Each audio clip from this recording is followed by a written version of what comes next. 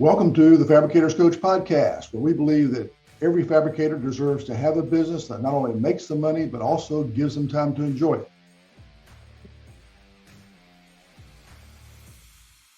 Hey folks, thanks for tuning in to another episode of the Fabricators Coach podcast. This episode's a little different. We actually ended up with a really great discussion among some of the attendees for the webinar, and all of this happened before the webinar started. So we thought we'd go ahead and include it because it's got some really good info, and I hope you enjoy this episode. Thanks for listening. We'll give it another couple of minutes to see who else shows up. This is August before school starts up and all that kind of stuff. So typically a little bit slower month. Hey Ed, what are you seeing in the industry now? Your clients and things, they seem a little bit, is it slow, fast, busy, quiet? What's the vibe out there right now? Short answer is yes. Yeah. It's driven by geography. Some areas are still hot, like Central Texas is smoking, and New England and the West Coast are typically a little bit slower. And then other spots that are hot. And so, Florida and Texas are going to be hot because of just the population migration patterns. Sure. And the Southeast is hot. Your fastest growing states are Florida, Texas, North Carolina, South Carolina, and Georgia right now. In fact, South Carolina, where I am, we've got 250, give or take, people a day moving into our state. Yeah, wow. And we're one of the smallest states by population, so it's a big percentage. Then there are certain market segments that are hot. As the economy slows down, commercial work, because of its long lead time and the planning that's required and all that, they tend to lag the economic cycles. So clients I talk to, companies I talk to that are doing primarily commercial work are still busier than heck. And then the variable I run into is there are like in Central Texas, if you're a fabricator in Central Texas, you ought to be smoking. Well, it's really unusual. Every once in a while, I'll talk to a fabricator in Central Texas that's struggling. Yeah. And as I talk to them and understand what's going on better, it's more of a management challenge.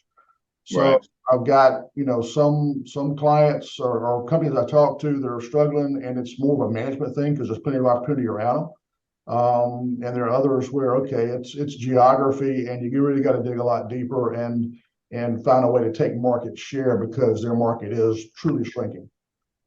Yeah, we're not on a coast or in a developing population growth area. We're seeing what's really interesting is the dynamic of the what companies have done the past couple of years with their windfall a little bit from COVID and whatnot, how they've used it and what's happening with them right now. So we're starting to see some separation happening with even though I wouldn't say that everybody's slammed. We're still busy, but not to a peak. I mean, we're maybe a notch below that, but it's interesting to see what's happening with the companies because I think you're starting to see some segregation between the companies that managed the past couple of years wisely and some of them that didn't, and we're starting to see that affect their revenues and such. Yeah, so, and with your background, you've been in other industries, so that's not unique to this industry. Right. When you've got really good times and you're flush with cash, if you don't prepare well, when the pressure comes, you're gonna suffer. Yeah, right. Smart companies, smart managers who've banked cash and they're watching their expenses and they've put together a plan for the downturn like you guys have, and they've got a strategy and they're executing that strategy. They're going to do well during the downturn. I've got a client right now that is in an area where he should not be growing much, but he's actually doing about 30-35% a year. He's getting ready to buy a new building that will triple his space because he needs the space for the volume that's coming. He's got a strong game plan, and he's going to go out there and take market share like a son of a gun over the next 2 years. And when the market comes roaring back, he's going to be in a catbird seat. Yeah, right. So Dan, what are some measures that you think that you've taken over the last couple of years that have benefited y'all? Yeah, so and Ned knows this because we have lots of calls, but I don't come from this industry at all, so I don't know it at all, and I don't claim to either. You'll hear that a couple times today. But For sure. so one of the things that we did when we came on board is we started. I came on board 2 years ago. My dad and I owned the business, and we started really making efficient our expenses. And so as we're going through, we've grown about 10% a year over the past 2 years. We will again this year.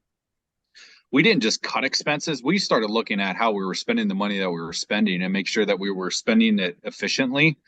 And then also we found we really spent some time understanding our people and seeing what they're willing and able to offer the business, whether what they were giving us from a performance perspective was their best or if it wasn't. And so through all of that, I think we were able to not just ask them to do more. We didn't do that, but I think we invested in them differently. And I think our culture is really, really good where these guys are running faster than they've ever run before.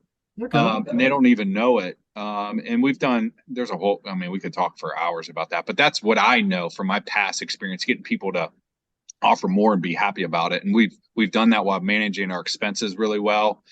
And preparing for this. And we also didn't go hog wild on buying planes and trains and automobiles either. You know what I mean? We're very efficient in what we were doing because right now we're starting to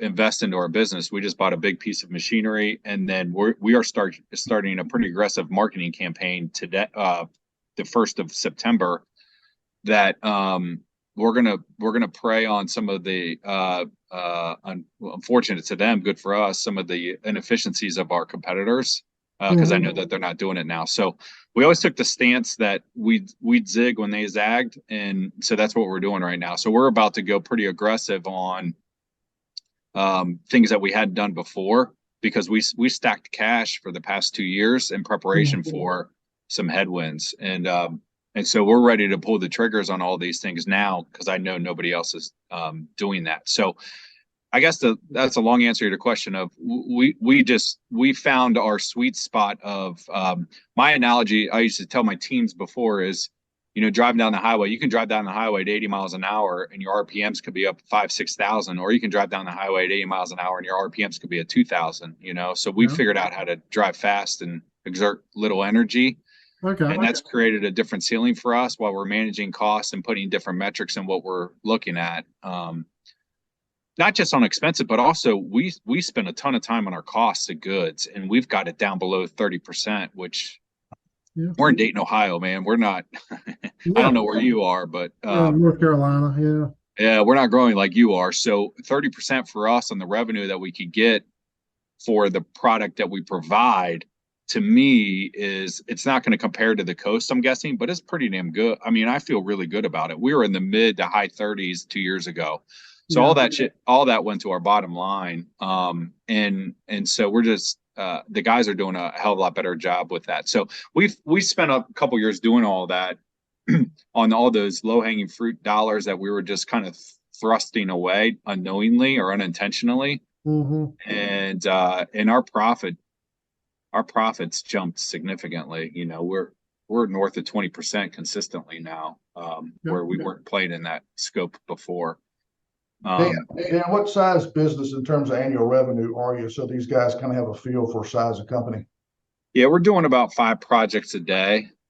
We've got 1 to 2 install teams. So we're doing 200 to 225 square feet a day. Oh, wow. Yeah. So we're not very big, So that's a good size. Yeah. I mean, it's relative. Depends on who you talk to. Yeah, we're not 2 guys in a truck concept, but we're not the $10 million business either. So we did all that.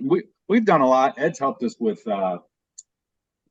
we've got different growth strategies and plans that we're trying to create. And so we've done a lot of positioning for that. So we feel, we feel like we're ready to be opportunistic when the right situation presents itself to us too. And are you just granite and quartz on the countertop side, or? We're granite and quartz. Yeah, we don't do any kind of corian or Right, or laminate. laminate. We don't do any of that. No. You do any porcelain or cinder materials? We have not done any porcelain. No, we've done it. I shouldn't say that. We've done it, but we don't pursue it. Yeah, so we have stayed away from it. We have our market. I don't know who else is on this, but our market has not forced us into it. And so we let all y'all on the coast figure it out and have all the heartburn and all that, and then we sit back here and watch you guys and decide if we want to do it or not. So we have not gotten into it yet. There's a market for it, certainly, but I'm a big believer in do what you do best and the hell with the rest. And our company's really good when we're in the box. If we could step outside, man, we just struggle, which I think most do. You know, I don't think we're unique to that, but so we have not sought that out. Even though I know we could find dollars all over the place with it. I know we could, but I don't. Well, I think that's a great point too, Dan, is, you know what you're good at, you're playing to your strengths, and you're not trying to be all things to all customers. I run into so many companies that, in fact, I know of one right now that's in Central Texas that's struggling, that's a much bigger company, and they're trying to do everything for everybody. And try to mix in a $250,000 stone job with a, $10,000, low-end contractor job. It's just tough to run that kind of work through the same plant and be really good at it. Yeah, we model all of our projects, so I've got an idea of how we do on every one before we do it.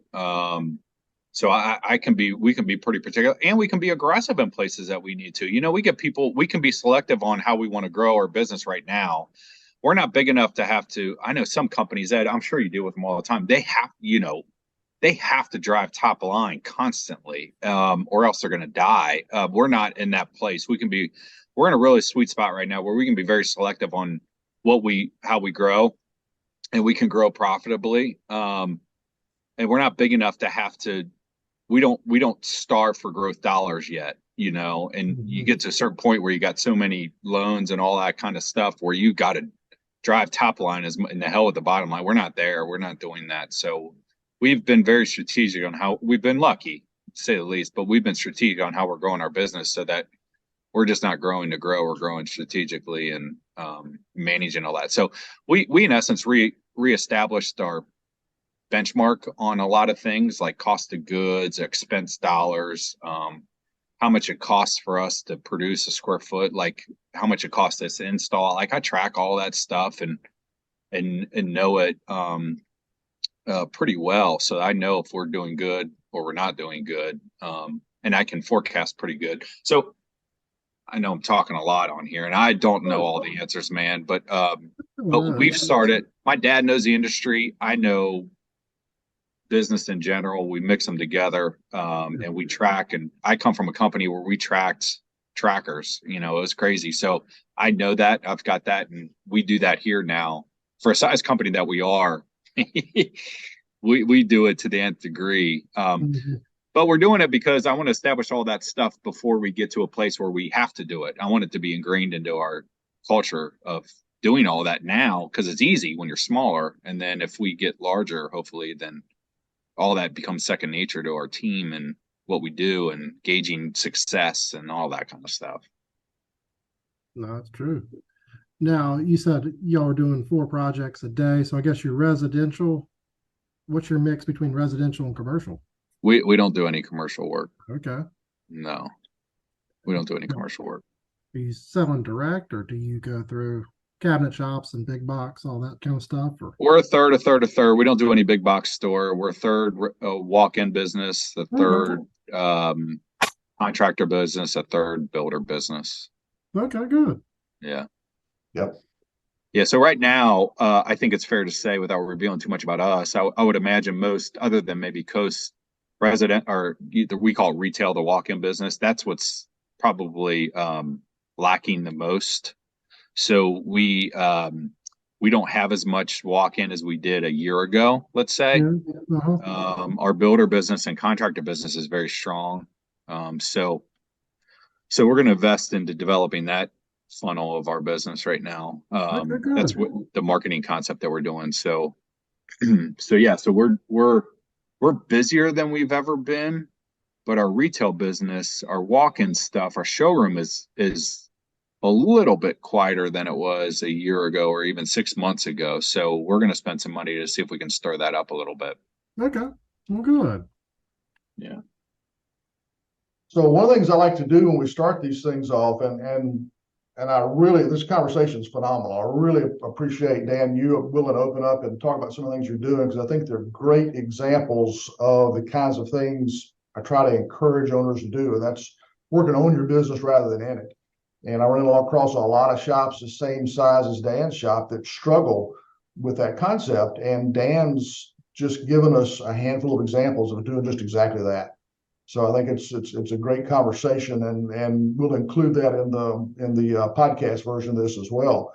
I think he's a great example of folks who come from other industries who come into this industry, the different perspective they bring, and how that can be so valuable a lot of times. Because you listen to what Dan talked about at the first part of the session, all the things that they've been doing while times were good to get ready for an eventual downturn, because they always show up sooner or later. That's the kind of thing we don't hear a lot talked about in this industry. So, yeah, we started planning for headwinds. I don't know, maybe I'm a little pessimistic sometimes, but April of last year, we really started forecasting, all right, what's going to happen? What's our cash flow look like? What's our break even point on revenues? What do we need to make investments on? Like, all that stuff. We probably did it a little early, but we started putting marketing. I mean, I'm a little anal, so we started doing all that stuff way back when. And so when it comes, it's almost kind of like, let's roll, let's go, hurry up and get here so we can navigate this thing. And my goal in doing this, when we started doing this a year and a half ago, was when the headwinds start, I don't want to be the company that says, can we last through this? I don't want that. I want to be the company that's like, all right, how are we going to double our size through all this turmoil? So that's what we positioned ourselves. And there's a guy out of Chicago that I got to know a little bit. He runs a big company. You guys probably, Ed, I'm sure you know him. Jeff, you know him well. yeah. Yeah. So he told me, he goes, I came across him somehow, and he said, Dan, he goes, in 08, 09, we doubled our business. We took off. And I'm like, oh my God, what, like how? And so that made it real to me that you could do something like that through headwinds. So it's almost like, not that I ask for them, I'm not that stupid, but if we get them, I'm fine. Let's go. It'll just separate. We're starting to see a little separation in our market here now, with the best companies will not just survive. I'm not looking to survive. I'm looking to thrive through, troubled times. And so I'm hoping that it's interesting to hear what people are doing. And we don't have the luxury of 250 people a day coming into Dayton, Ohio. God bless Dayton, but I still don't know granite. I don't know how to polish. I've installed, but just because I tried to gain some relativeness with my team, like he's willing to do it. All right, I got to work hard, but the CNC machine, no idea. The edge of line, all that, I don't know any of that stuff, and I probably will never intentionally. It's not because I don't want to. I don't mind that, but I don't know. I don't think that's going to serve us well. I'm better off in other places, So I'm always amazed when people struggle with that. I get it, but I also worry about them because, man, if you can't, Ed says working on the business instead of in it. I know some people can't pull themselves out. I mean, my dad's like that. He struggles pulling himself out of it. But I know that if I do that, I'm going to be stuck, and we're not going to do what we want to do. So. Yeah, and the kind of things that you're doing, Dan, the article for last month, webinar last month, was what's the one thing when you're going to hire a key manager?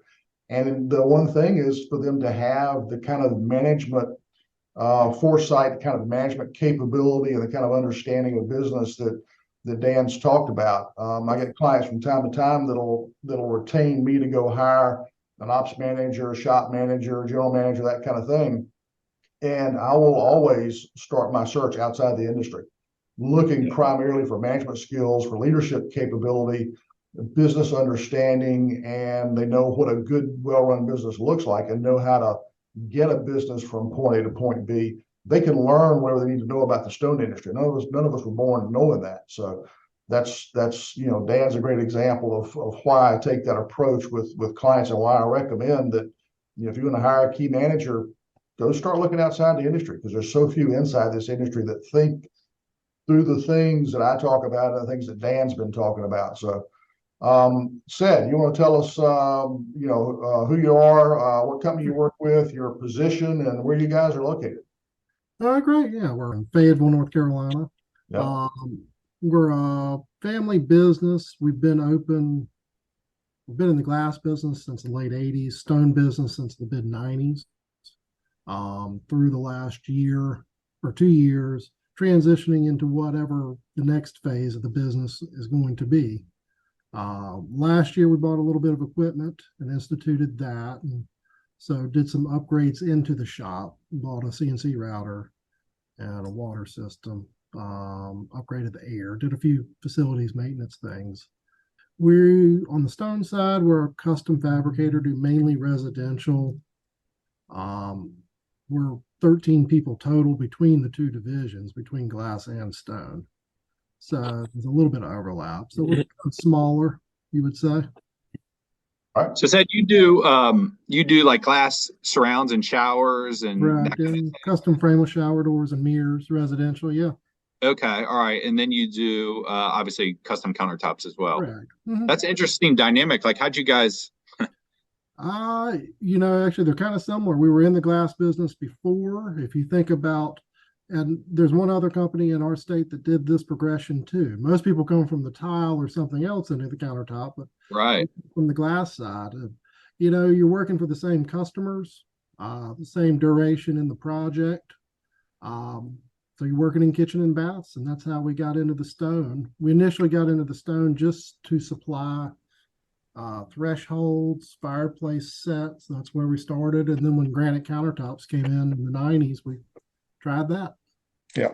I really like the conversation that started off with Sid asking Dan questions and getting into that, because I think that's a really good example of what I like to do in these sessions, because it gives us a chance for us all to learn from each other. I don't have all the answers to everything, and I think it's great that you all bring different perspectives and can share what you know with each other, because I think that's a real big key to us helping improve companies. That's what we're all here for, is to be better. The article we're going to touch on just for a few minutes today is the one that came out first of this month, and that's to have a great business, you need to do your own push-ups. As usual, you can find that on our website, and you can also find that at slipperyrockgazette.net. And as usual, this is set for about 60 minutes, so we'll formally stop at the top of the hour. I'll hang out for another 15, 20 minutes after that. If anybody's got any additional questions or additional discussion, we'll get into whatever is on your mind. As Dan said, I push a lot of work on your business instead of in it, which is really key. What triggered this particular article was there was a Facebook post a few months ago, and it was a small business owner in a different industry, just talking about the frustration he's got with his business and trying to run his business. He talks about this. I've got kind of a clip of part of it. The constant emails, text messages, phone calls. You want your business to grow, you want to succeed, but you can't do it all. How do you navigate all the challenges? And toward the end, he talks about, you want your business to grow so badly, but you can't fathom how to make it happen. In his case, he felt like he makes the business owner life look so good with kind of a fake front that his employees thought he was doing great. So they decided they wanted the same thing. So they quit and go into competition with it. The typical challenges of running a small business. And that's what really triggered this article was, okay, as people were commenting on the article, they'd commiserate and, pat him on the back or, soothe his ruffle feathers, whatever. But a lot of folks started talking about, well, you need to go look at this business system. You need to go look at that business system. Just get into this. And and that'll get you where you need to go. And what I knew was that that was only part of the solution. The other part of the solution is, as the title of the article says, you got to do your own push-ups. As Dan was talking about earlier, you've got to go do the work, no matter what system you pick. Dan's got his background, his metrics, his way of looking at business, and whether you agree with all the metrics that he would use or not, what's tough to argue with is he's taking it and he's executing. He's doing the work. And that's what I think was missing in a lot of those Facebook posts. Was the only reason a system is going to work well for folks is that you actually do the work. The challenges that the author on the Facebook post was talking about, I think probably all of us to some degree can relate to that, right? That feeling of like Tom Hanks in Castaway, being alone on an island running a business. Oh, yes. In Dan's case, you've got family involved, so it's not quite so bad. Are you pretty much in that mode of kind of being the castaway on the island? To a degree, my parents are still involved in the business, but it does feel like everything, you're at the center and all the questions are coming at you, and you have the answers. You are. I don't know if you're old enough to remember this, but the old Shell Antroman back in the 60s. No. May not have anybody old enough to remember those commercials. That's back when gasoline companies, fuel oil companies used to compete and advertise against each other a lot. And the Shell Antroman was what Shell Oil Company used a lot. But you're kind of the person on point the whole time. Victor, you're pretty much the general manager for that business. You've got an owner that you report to, but you probably are like Sid a bit in that you feel like you're in that solo mode, kind of by yourself in a lot of ways.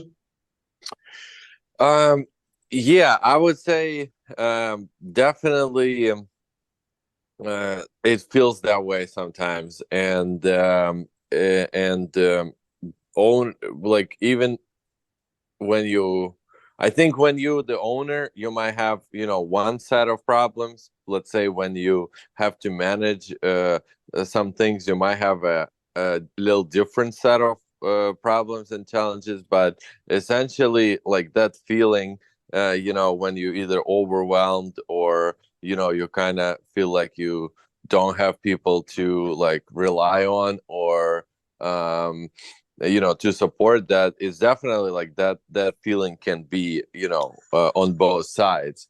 And like, I think that it's very important to have the right people, but also like do that work to keep it organized.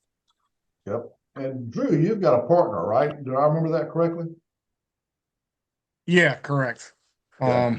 I got a business partner who's been in the industry since he was 13, setting tile when he was a kid, basically. So he's, we share a lot of the same burdens, but he's the one who takes on the technical, like, if there's issues with the material on the job, things of that nature. He's the pro there. I'm more in the office, kind of running that side of the ship. So you probably don't feel quite as much like the castaway in the movie all by yourself then. No, it's not so bad. I'm not sure how people do it, because I got enough to maintain the business side, and whether it's employee issues or anything going on, the cash flow, whatever's going on. Meanwhile, he's out there handling the architects, the builders, the high-end designers we work with. He's handling all that. I'm not sure how one person does all that. I really, really don't think you can do it successfully to the best to do both sides. It's really tough. I'm not sure how they do that. Yeah, that's kind of where I want to get to is a lot of folks really struggle with that whole concept of how do I pull myself out of the hourly, the minute to minute, hour to hour firefight, and actually start working on the business and start making some of the changes and do some of the things that Dan was talking about earlier. And I kind of gave Dan a little bit of a heads up, before the session started, that because of his unique background, having worked for a larger organization where that was expected, walking into a business in this industry, a pretty typical size business in this industry, where maybe not, I don't know, your family as well, Dan, how well expected it was or not, but how do you see or do you have any suggestions on how an owner can address that challenge of moving from being consumed by the business every hour of every day to starting to carve out some time to start working on the business and improve systems so that level of chaos goes down and the control goes up? You got any thoughts on that? Yeah, and I preface this by saying for the 20th time, I do not know all the answers by any stretch. So certainly, I appreciate all the praise that Ed throws my way, but I don't pretend to have the answers, you guys. Here's what I do know.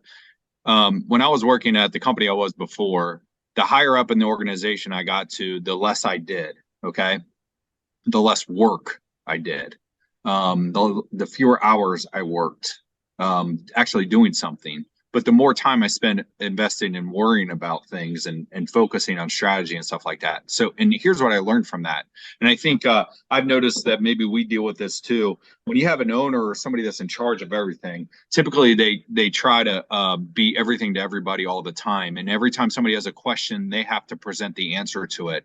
And so I learned way back when I can't do that. I don't want the business to only go as I'm as good of an answers that I know. So what I did, and I learned this back when I was probably 3 or 4 years into my career, I was leading a group of 30 people that had been working at the company longer than I'd been alive. And I'm like, okay, so what am I going to offer these guys? Nothing. I don't know.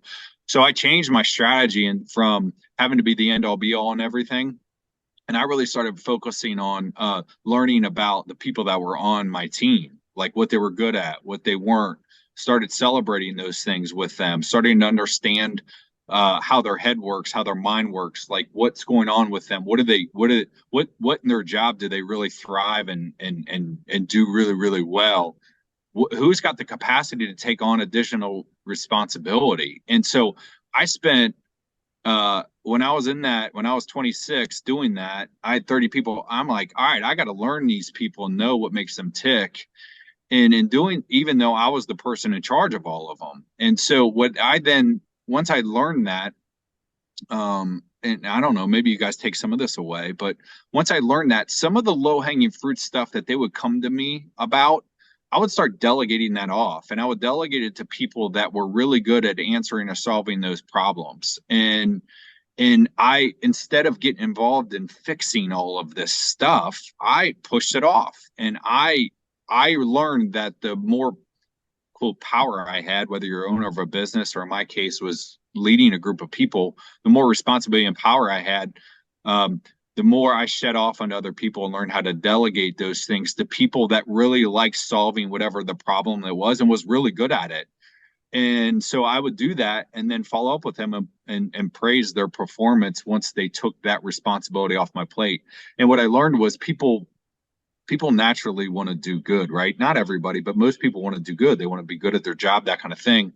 And they want more responsibility. They want to evolve, all that kind of stuff. So my job was to find out what they wanted to do to evolve and what they were good at and all that. And when I found it, I would fan and feed the hell out of it and I'd start delegating it to it. It's a perfect example of like here, what we did was we've got a guy, our programmer, that is very detailed and very analytical, almost to being anal about it, like crazy, obsessive, compulsive about it. And so I'm like, all right, well, he didn't know to take responsibility on cost of goods. So right when I started, I just started telling him, hey, we did a good job. And I would give him a percentage. He wouldn't even know what the percentage was. He just knew a lower percentage was better. And after 2 or 3 months of telling him just, hey, we did good, or hey, we didn't, and give him percentage, he'd start asking me, how'd we do, before I could even tell him. And I'm like, all right, I got this guy, right? I got him. And so then once he sought me out, I started delegating that to him. And now he's ultimately responsible for it. So we've really improved on that. You know what I've done on it? Nothing. Right? I haven't done anything but give it to that, find out that he's a great guy to be able to do it. He's really good. His mind works that way. And then delegated all of that stuff to him. And he saw it and was that, so now I'm just a cheerleader for him when he does good, or a bearer of bad news when we don't. Instead of trying to fix that problem, I let him handle all of that. So that's one thing off everybody's plate, and our performance has increased dramatically, and I don't do anything for it. Right? He does it all. But he loves it because I tell him every time when he does a good job, I single him out and tell him appreciate it and all those kind of leadership things. So I don't know, Ed, if that's what you're asking. And like I said, Well, that's part of it. I mean, you didn't have to get out you didn't have to have a big speech in front of a team of people. You didn't have to, set a direction and say, okay, this is our focus for the month. And you didn't have to get the bullwhip and the cattle prod out to get people going. You decided to use the carrot instead of the stick and figure out who's really good at it and play to those strengths, right? Yeah, we don't, the stick stuff and the bullhorn and all that. I mean, I don't know. I'm 43. It doesn't work for me. It doesn't work for most of our guys. I mean, everybody's built a little bit differently. Some guys it does, but yeah, I mean, you empower people to make their decisions. And I know that's a hell of a lot easier to say than to do. I get all that, guys. I understand that, but I think people are giving me more effort, energy, and enthusiasm in their jobs right now than maybe they did before, because they feel like, not everybody thinks this, but I think most of the guys feel like they have a say in it. And we started delegating tasks off. One guy used to do all of this, and we've cut his workload down in half because we just give it to everybody that's really can make an impact on it. And people gradually start bringing up ideas like, hey, let's do this, or hey, let's do that. And then we just take it and run with it and go with it. And it makes everybody's life easier. So that I learned previously that I can't be everything to everybody all the time because I don't know all the answers, So I'm like, but as a group we do. And so I focus my energy on figuring out who's the best at fill in the blank, whatever that is, and then fan and feed the hell out of that. And then I realized that back in my Cintas days that actually freed me up for they would handle all of this stuff on their own, and they were just bringing the big problems, the hard problems to me, and that freed me up a lot to let everybody kind of work better together. So the question originally was, all right, so how does our super busy, sometimes overwhelmed business owner find time to work on the business and improve the business? And your answer was to figure out what folks are really good at and help them take on the authority to make key decisions in the business within their realm of expertise, and give them the authority to do that. And then also and then that's part of the delegation formula, where you're taking questions and responsibility off the owner's shoulders and giving certain parts of that to the right people, the right time to let them handle that. And Dan, as you do delegation, it's not just the handoff. There's some other parts of delegation that are important to make that work, right? Yeah, the inspection part, right? You got to go check and see how they did with it. And if they don't do well, like I'm a positive person, if they don't do well, you can't sugarcoat that. You got to hit them, and whatever they're going to hear you, but you got to check and inspect what you expect, I guess is the cliche that you hear a lot, but inspect what you expect. So, but then you're just spending the time checking with your team on how they did, not figuring the solution out, performing the solution, following up on the solution. You're not doing all that. You're just doing one small part of the whole. But also praising too. Like I'll find out somebody did something well, and I'll throw my dad. I was like, Dad, you got to go tell this guy he did a really good job. My dad doesn't come from that environment, so when he says it, it means more than even when I say it. You know what I mean? So it takes a lot of the tension off. But yeah, understanding your people, knowing what you got. I think anybody that's leading a group, and no matter what you're doing, knowing what your people are good at, what they're not, and being okay if everybody is not everything to everybody. My dad will get frustrated if not everybody's an A++, and it's like, well, you're not gonna. It's hard to find a team full of A++ people. Most companies don't have that. But if you know what they're good at, you can direct work to them or decisions that are going to be that they can answer or perform really well and do really good at it, maybe even better than you could, and you don't have to invest all that time and energy and effort in trying to figure it out. So I don't know. Again, we're not perfect, but I learned that at Cintas. I'm trying to bring that here. Because I think people respond to that in the end really well. Now, there's some stuff you can't do that with. I get all that. But some of the low hanging fruit stuff, yeah, hell yeah. When somebody asks me a question, um, the way I respond to it is ask them a question back, and it drives them nuts, but it forces them into figuring out, hey, let's put together a solution before I just go ask so and so because they'll take care of it for me. No way, man. Figure out your own. Bring some options and let's talk about it. Yeah, and in most cases, every time I ask a manager to stop and think about, how many times they get asked, people ask them questions during the day, and what percentage of those times do people already know the answer? They're just asking for permission, or they're not confident, they're asking for validation or whatever. It's rare that people are asking the question they don't already know the answer. And if they don't know the answer, that's a training opportunity. But Ken Blanchard wrote a book called A 1 Minute Manager, and a technique that I stole from him is the I don't know, what do you think? Somebody comes to you and asks you, say, is this okay? Will this work? Should I do it this way? Look at them and say, I don't know, what do you think? And then shut your mouth and listen. And you'll, once you keep doing that consistently, people will eventually, if they already know the answer and they know that that they know the answer, then at some point they'll quit coming to you because you've both validated, okay, you know what you're doing. Let's not waste time with this. Go make it happen, And I think Dan's exactly right on the delegation. A lot of folks will delegate something and then won't do the follow-up after the fact. Go do the audit on the process, go do the follow-up. Hey, you're taking this over. How's it working? And then give the feedback, good or bad. And so those are really big keys. What I found out with owners is when they'll start doing some of these things, it frees up some of their time and allows them to think about how to do more of this. And you get a compounding effect where your time starts to free up a lot. Dan, have you kind of seen that in your experience? Yeah, I would say so. I mean, if again, past experience tells me that if a manager's doing a good job, they're not real busy during the day, and that might sound crazy, but because you've got the people that you're working with that are handling they're only focusing on the big heavy lifting stuff. So,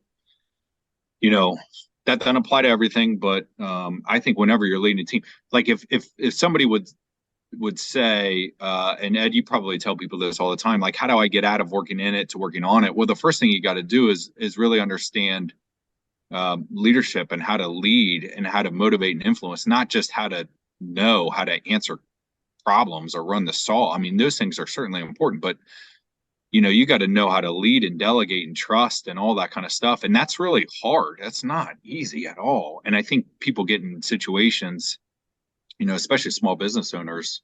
I mean, we're there, our business deals with this, that it's hard to trust somebody that you've built all this blood, sweat, and tears on, and you're going to trust somebody that you might not know that well, or, whatever your opinion of that person, to be able to handle some of this stuff. I think small business owners naturally just get into the, I'll do it because I know I'll do it really well. And that's a scary place to be. I mean, and they probably spend more time focusing on the transactional parts of the business, which I get, but that leadership side too is really difficult. And I'm not perfect at it, but it's really difficult, really hard to do and learn and be good at as you evolve, because that's going to allow you to be able to even do the things like I'm talking about, or Ed, you talk about, or you guys deal with all the time. That's the investment part to me. And the management leadership are kind of like muscles. The more you exercise them, the better you get at it. And you've got to start somewhere. The delegation and playing to your strengths, knowing your people's strengths is a great place to start, that Dan talks about. I've got a client that probably one of my most successful clients right now in terms of the changes he's made in his business over the last year or two. And what he started doing to free up his time, because he was, as Dan talks about, in that transactional aspect of the business, involved in the technical aspect, working in the business all the time. And the way he started freeing up time, he just came into work an hour earlier every day. He was kind of an early bird anyway.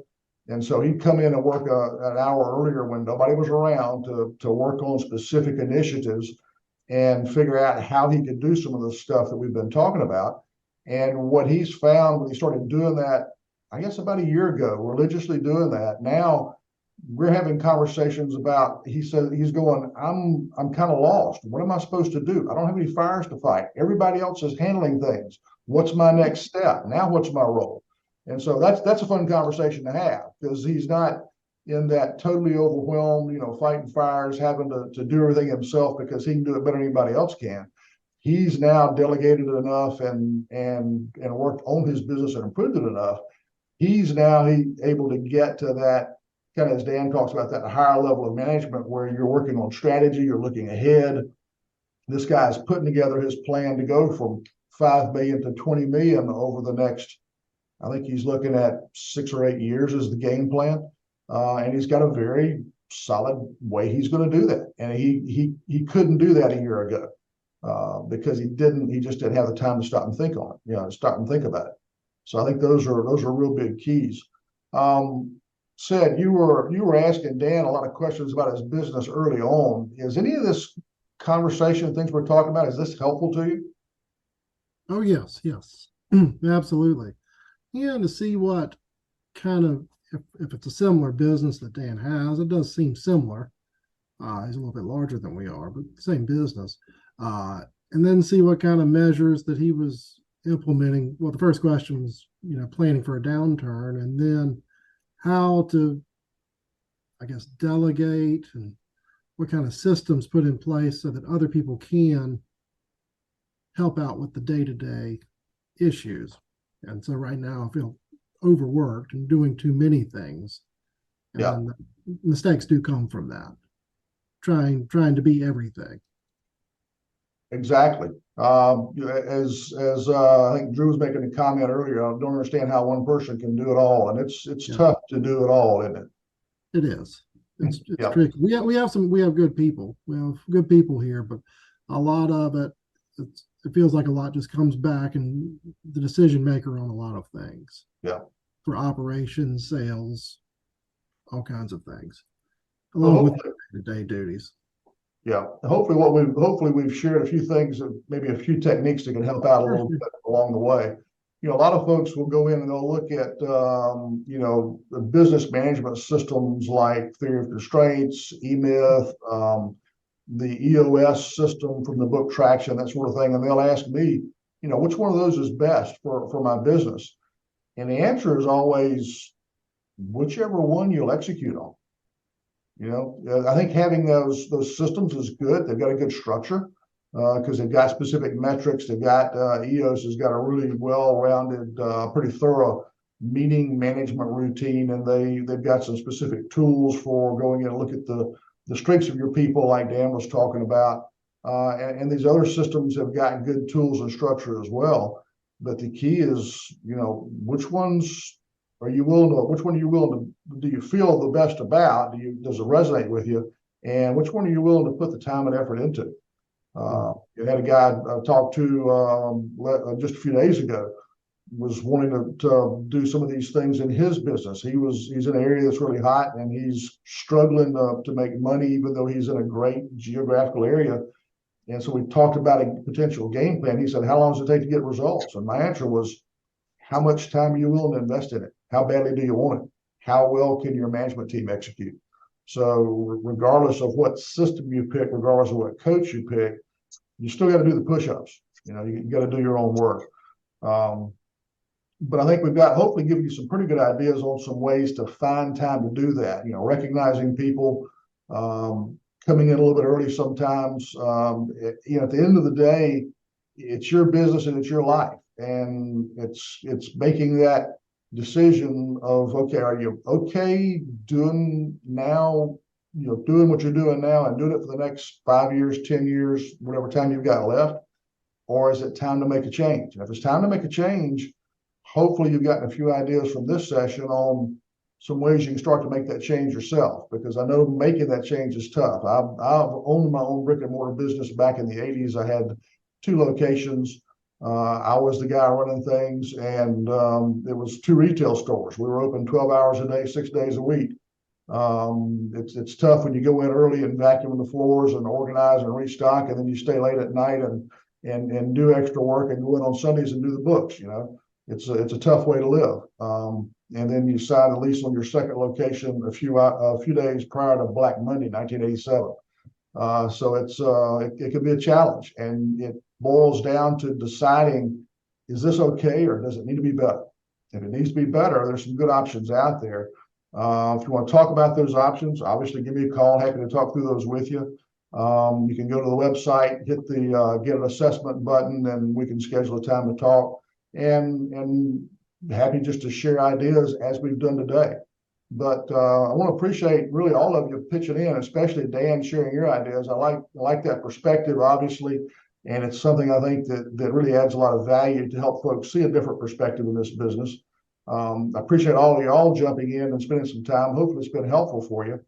Our next article will be how to pass your competition with some key sales management practices. Dan talks about not just surviving in tough times, but succeeding. This next webinar is going to be talking about how to do some of that from a sales perspective, how to beat your competition by improving how you manage your sales team.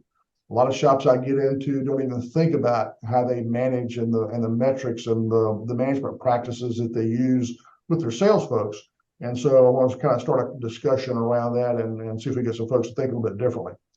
But folks, I appreciate your time. We'll wrap up the main session now, and as I said before, we'll keep this session open, the meeting open for another 15-20 minutes. Anybody wants to kind of hang around and talk, but I know some of you have got deadlines, other things you've got planned, and thank you, and hope you guys have a great rest of your week.